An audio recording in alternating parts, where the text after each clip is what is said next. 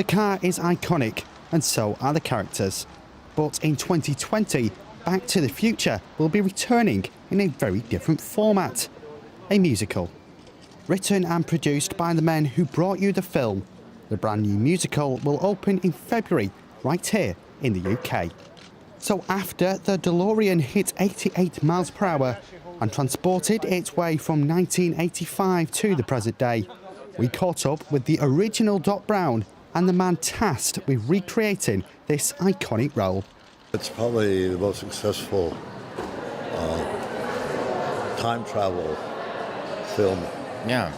I mean, Jules Verne had one of some sort, or there are films that are just totally into the science of it.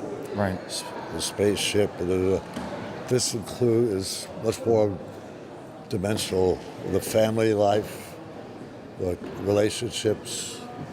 And you know, it's a real testament to great movie making and a great story, because you know, technology will move ahead and move on, and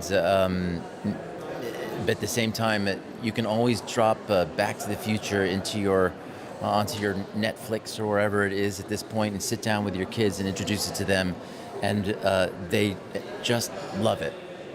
There's a lot of situations that are very heightened. You know, they're like life and death matters, and for Marty and Doc and his family and his girlfriends. You know, so it's a lot going on. To take this into a musical, obviously a lot of films have become musicals.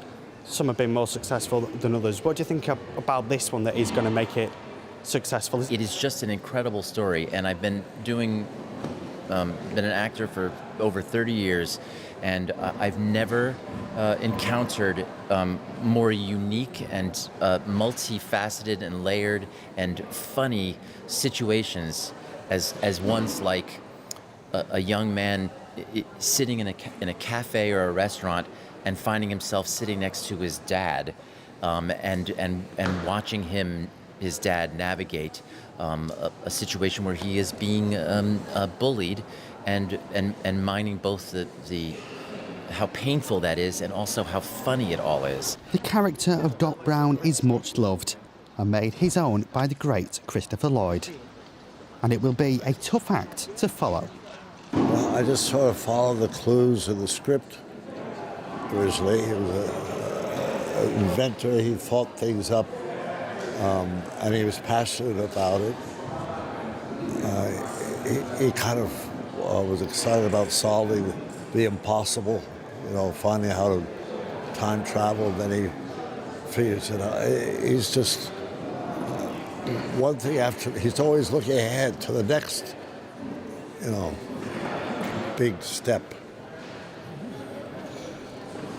And I would say, to answer that question too,